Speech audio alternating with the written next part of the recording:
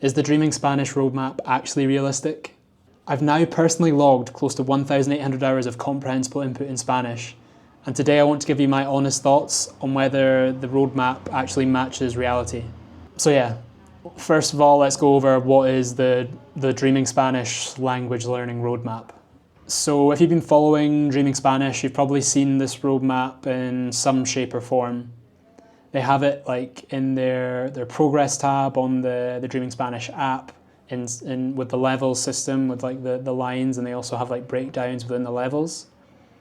And they also have like a PDF, which is a little bit more old school now. I don't know if many people look at it anymore, but yeah, when I first started out, it was more of like an official PDF with the illustrations and sort of like, yeah, a bit more of like a table breakdown within detail text.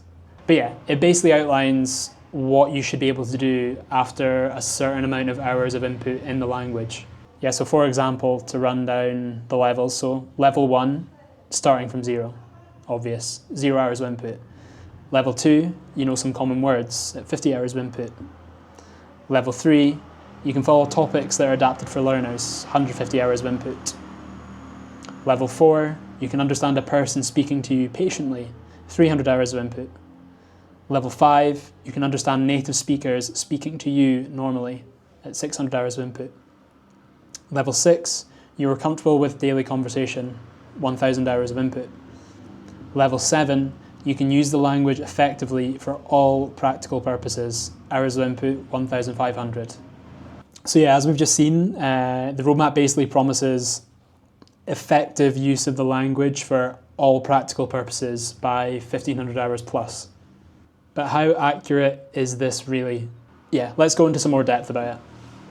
Yeah, so for this section, I'm going to go through each of the levels individually and kind of, read what you should be expecting to be able to do according to Dreaming Spanish, and give you a bit of like my own personal experience on whether I think it's correct, some things that might be a bit far-fetched or whatever. So let's start off with level 1. So yeah, what you can do. The sounds of the language sound weird to your ears. You can't tell many of those sounds apart from each other. When hearing the language, it's hard for you to know when one word ends and the next one begins. Even when you guess what a sentence means, many times you can't guess at the meaning of the different parts. You can't say any words and be confident that a native speaker would understand you.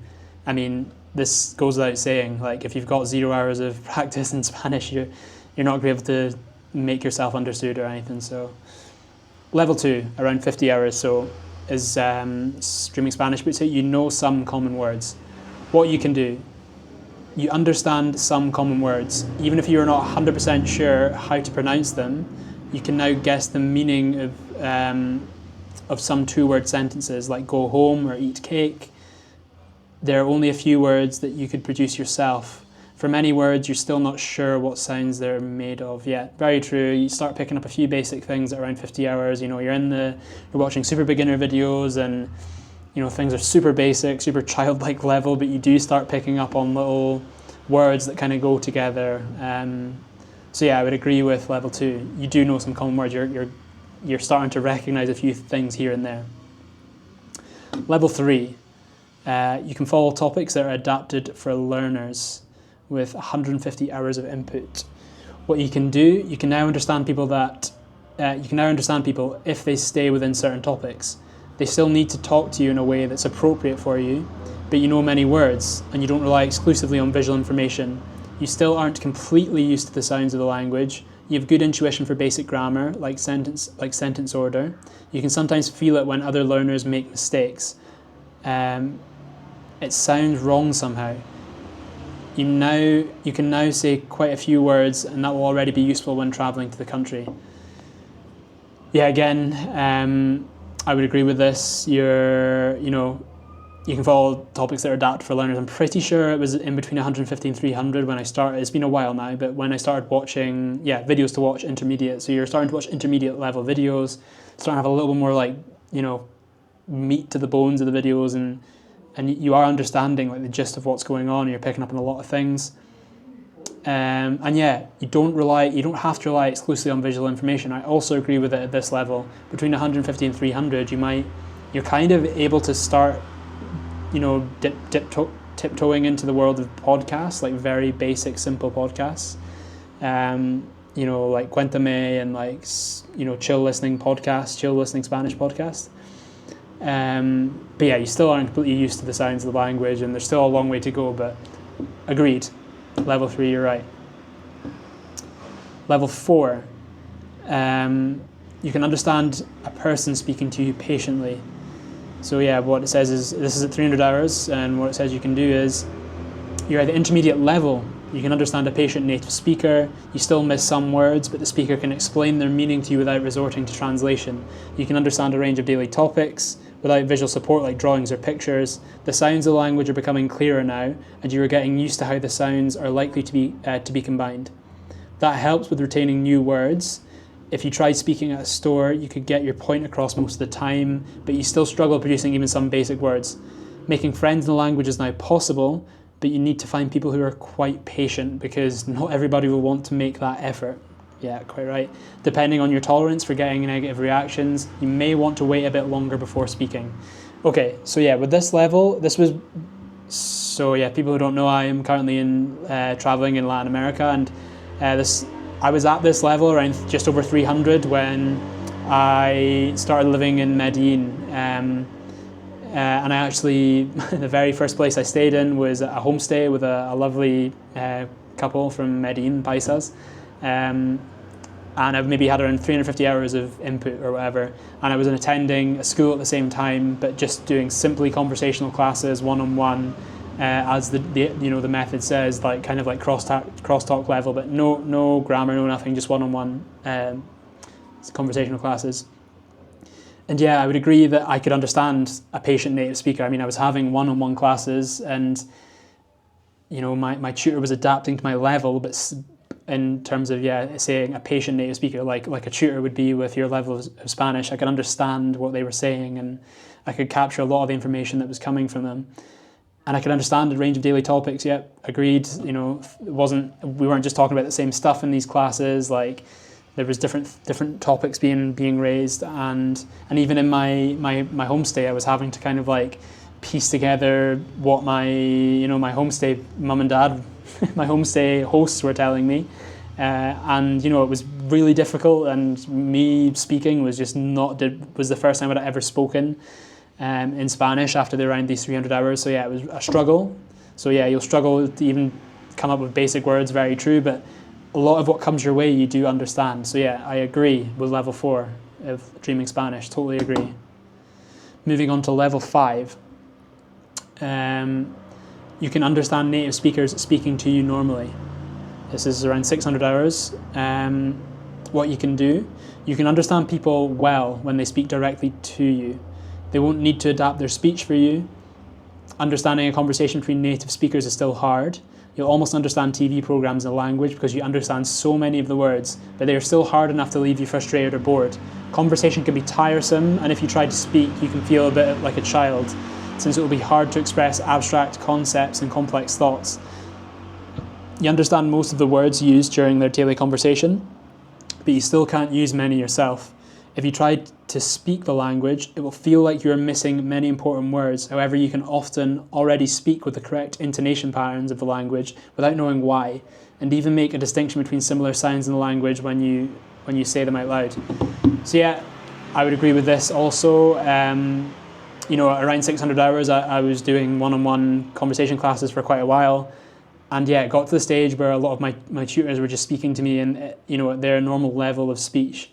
A few things, obviously, maybe toning down completely with the slang and stuff, but like I was picking up on slang at this stage because I'd been in the same city for a while, and all the words they use are very similar. So yeah, that like my tutors didn't. This is my basic, this is my point of reference at this stage, was that my tutors weren't really adapting their speech too much for me. So yeah, I would agree with that. But yeah, conversations were still pretty tiresome. Like, super basic things day to day. Yeah, it was becoming more fluid. But yeah, it was still difficult. Like, feeling a bit like a child. It's hard to express abstract concepts. Like, I was wiggling my way around a lot of abstract things. Like, when I was, outputting.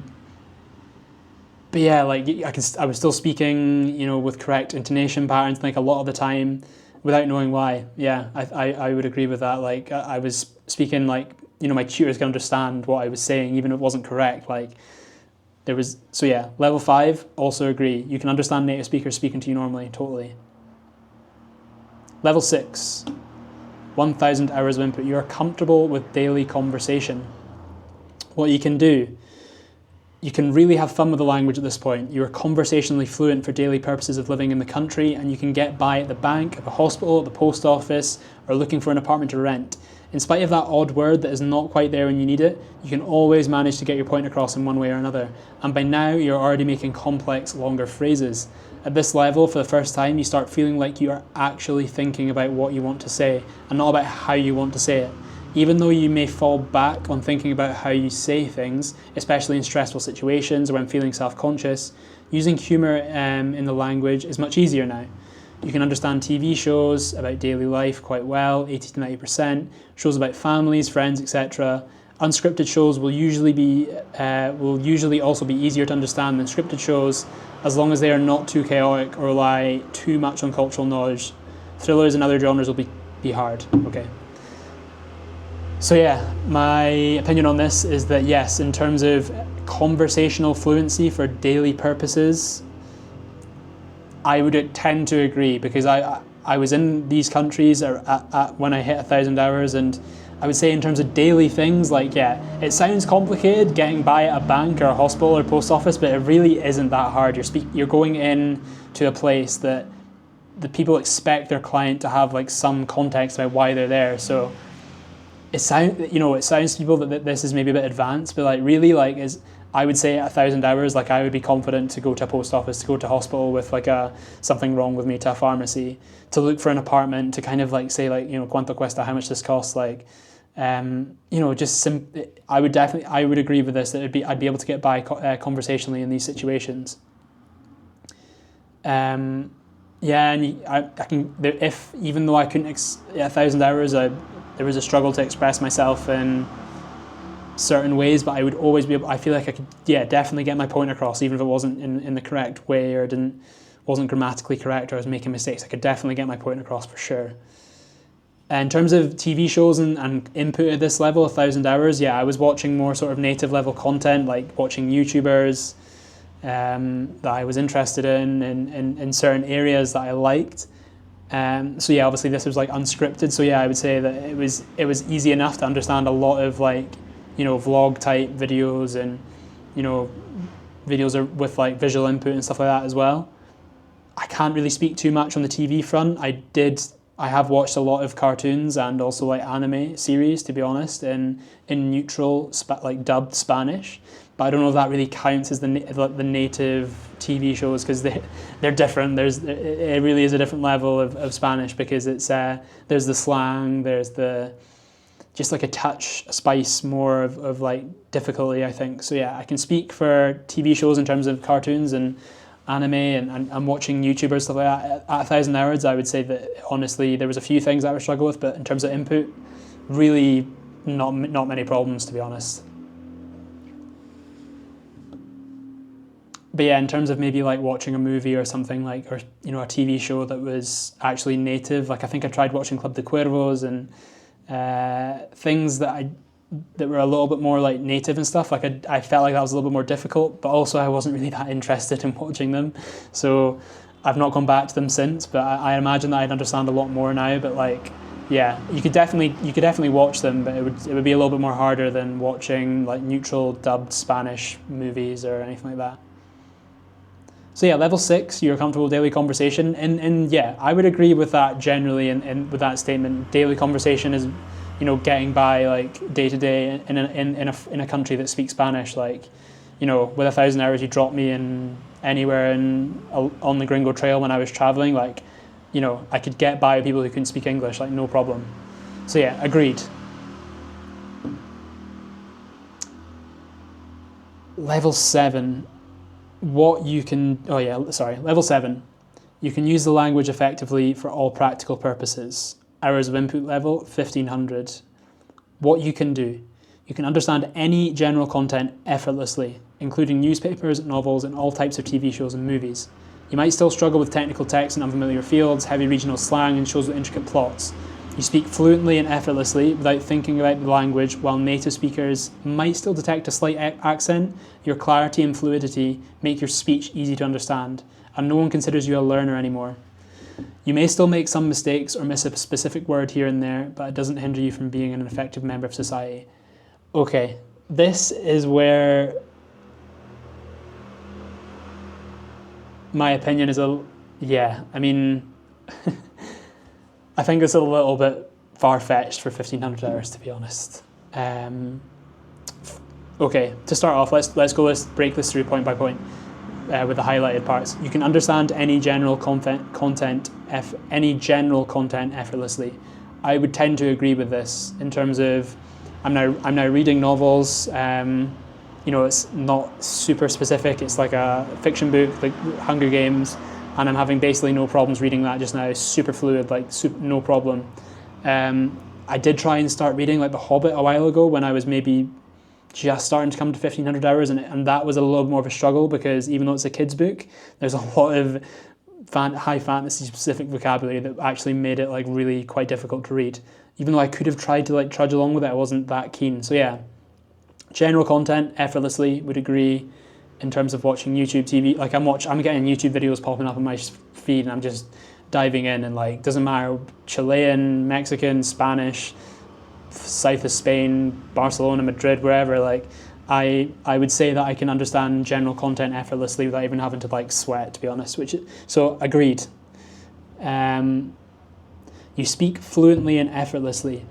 To an extent, I would agree that in certain contexts, like my Spanish, I speak with a fluency and like without having to think that much in terms of what I'm saying. So yeah, there is an effortlessness to it.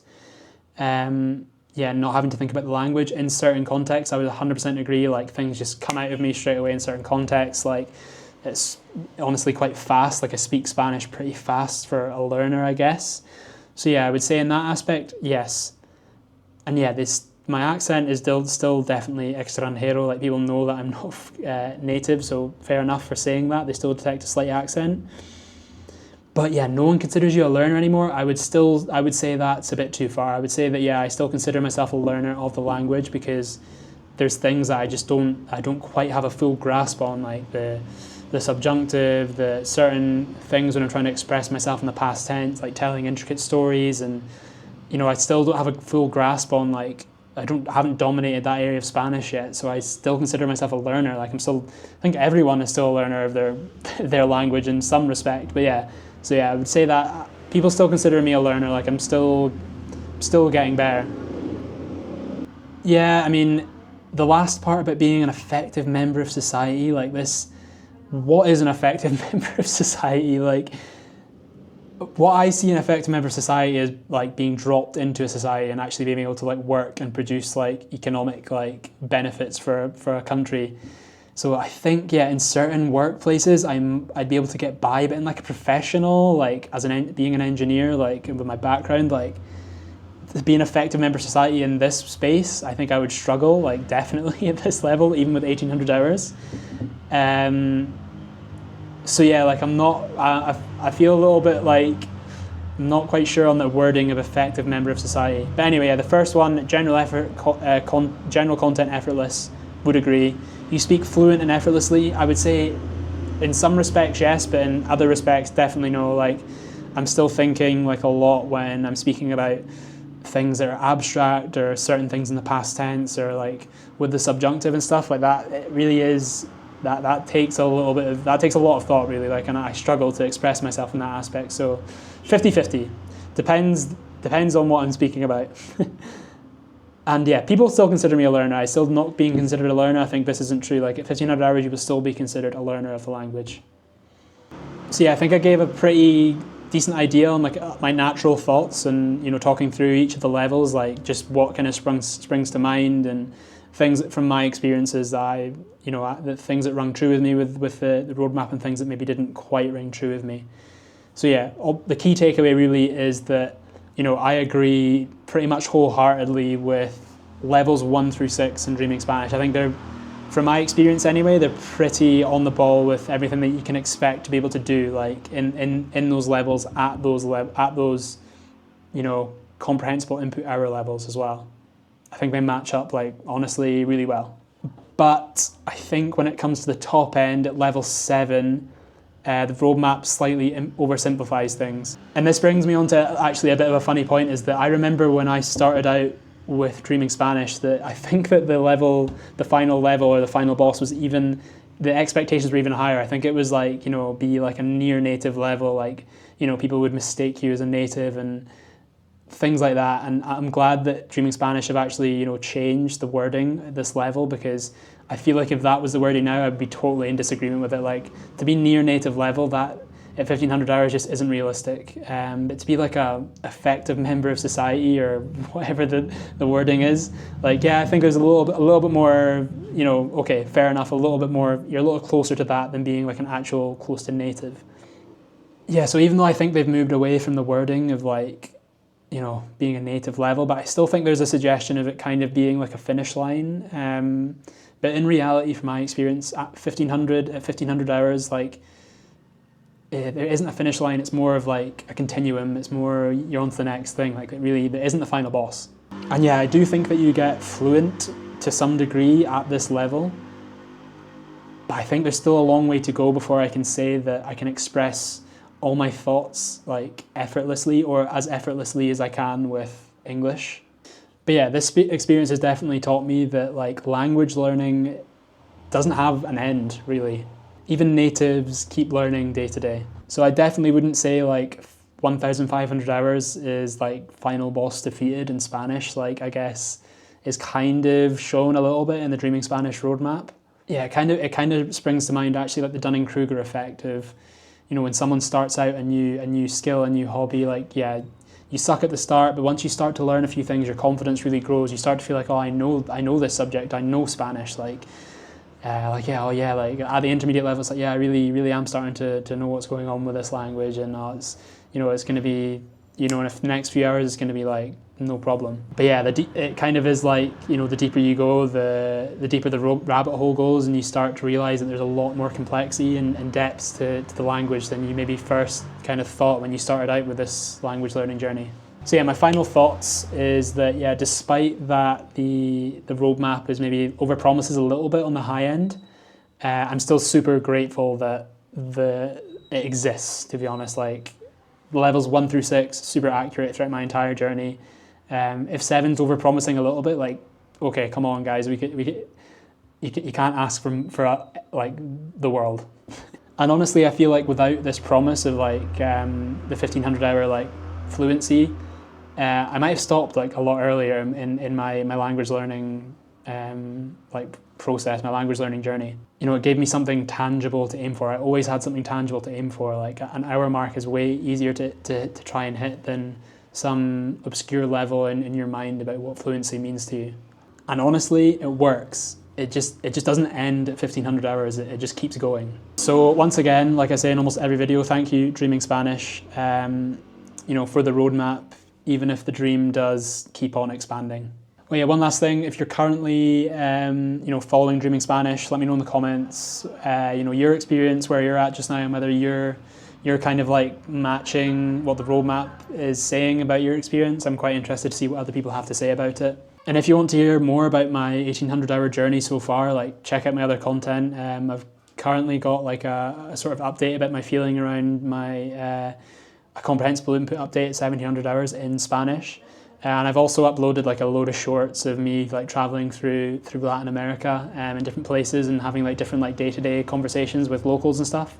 So it can kind of give you a bit of an idea as to like my fluency in day-to-day Spanish, like just out in the wild basically, which might interest you guys. And yeah, if you're interested, subscribe, stay tuned for further updates, and ciao chicos.